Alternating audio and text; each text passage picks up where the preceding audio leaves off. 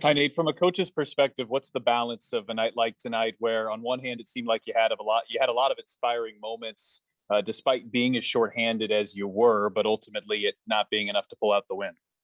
Yeah, I thought the guys played. I thought they gave it everything that they had. The guys that were out there on the floor, they did. They gave it everything they had. They played hard. They played together. And they didn't stop. There was I think we had the ball there. Down nine with a minute and a half or 2 minutes to go. I don't know. You hit a three there and it's a 6 point game. You never know. You never know. I think a lot of breaks didn't go our way in that game, but I was proud of the effort. I was proud of the guys that were out there fighting. Tony. Nate, you've talked earlier this season about how your G League experience, you had a lot of rosters with guys coming in and out of the lineups. Have you ever had anything to this extent with the number of injuries and guys getting hurt in the middle of the game that you experienced tonight? I have not. This would be a first for that one. There's a lot of crazy things that can happen, but this would be a first. We Yeah, Nate, it seemed like Domas wanted to go back in there. Was it a precautionary thing to hold him out, and any concern about the severity of his knee? No, it was his quad. From what I understand, he took an opponent knee to his quad. So it might be listed there wrong, but I just went and talked to our trainer about it again. And Domas did. He wanted to go back in. And yes, it was a precautionary thing. He's a competitor, man. He's fighting hard out there, just like the rest of them. Wanted to be out there really bad, but I gotta go with what the trainers say on that. Other questions for Coach? Okay, thank you. Thank you, guys.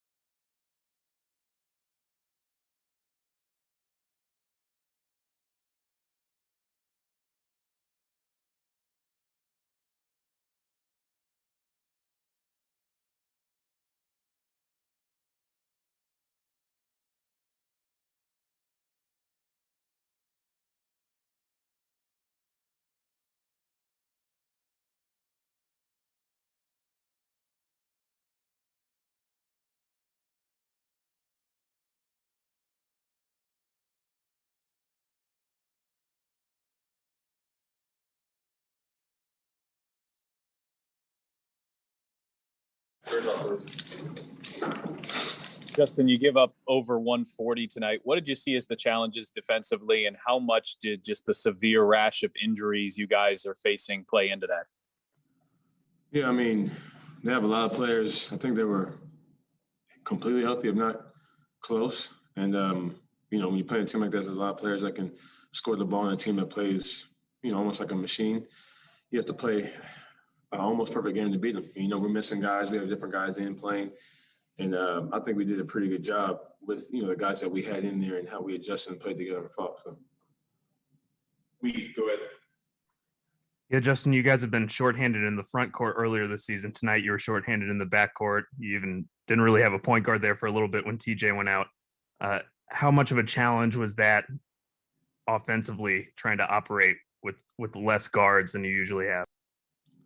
It wasn't that bad. I mean, to be honest with you, I know all the plays. I know that we're in the point guard position, but it wasn't that long of time to where I felt like it hurt us too much. Again, we're a team that likes to play together and move the ball, and it just puts somebody else in that position. And I get off the ball, we move the ball, and see what happens. I think in that time though, we could have been better defensively. And again, that's what matters a little more. Scott. Justin, it's not an excuse, but what is the feeling as a player? You look over and the Bucks are only down one guy, and you guys have basically 10 guys on the injury list. Is it kind of a helpless feeling? No, I am very comfortable in those positions. I get actually excited about it. I like challenges, so it's another day for us to come out here and play basketball. And again, guys that don't get a chance to play, getting a chance to play, which actually excites me. And us to see what we can do against a team that has everybody there. It's a good team. So I see it as a challenge and something, fun to kind of hit head on. Pat, go ahead. I know you're a team-oriented guy, and tonight was a loss, but you had 26 points, you hit 8 threes, and really your last few games, that three ball has been falling. It stands to reason that the team is going to need you at your best here down the stretch and in the play-in game and hopefully further. Can you just speak to what seems like your game coming back around for you? Ball's just going in. That's pretty much it. I mean, I'm shooting the same shots. Obviously, today I'm playing more minutes, kind of playing for, more than one guy that would be playing. But other than that, I'm just shooting my shots that I get in the game, trying to be aggressive.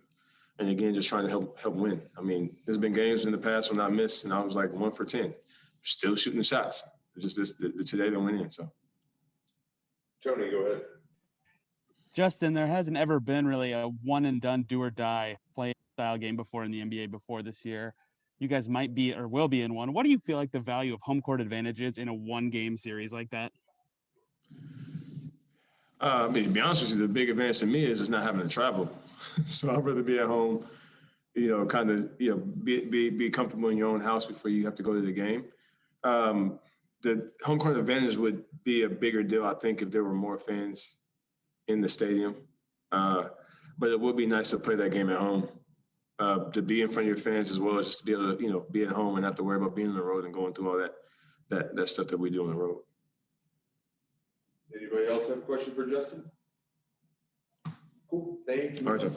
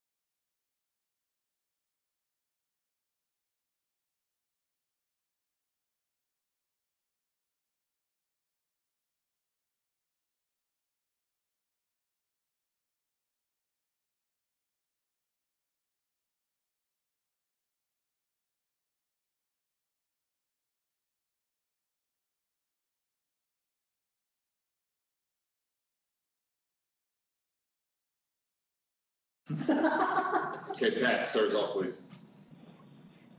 TJ, can you take us through your night? There's so many players dropping out around you. You're starting. You get hurt midway through. It just seemed kind of like a wild one to be a part of. And ultimately, I know disappointing to come in a loss, but it did seem like there were some bright moments there considering all the injuries. Yeah, obviously was a little concerned about my thumb, but got X-rayed and nothing structurally wrong with it. So once I knew that, there was no way I was sitting out. I feel like I owe it to coach and our team and this organization and the fans. So yeah, I mean, but I'm incredibly proud of the way we fought, considering the circumstances. We're like the bad news bears out there. So, credit to everyone that, was thrown in there tonight and kind of fought to the end, but really just didn't have enough. Yeah, TJ, obviously this team is not going to quit, but is it mentally challenging at all when you're down so many players and then you have more guys go down, and how difficult is that to overcome? Yeah, I mean, it's difficult. Like I said, I think we've probably had the most injuries out of anyone this year. Completely decimated our team. But like I said, no one's feeling sorry for us. And it's just that next man up mentality, and guys keep stepping up and playing well and take advantage of opportunities. So credit to the guys in this locker room. Scott.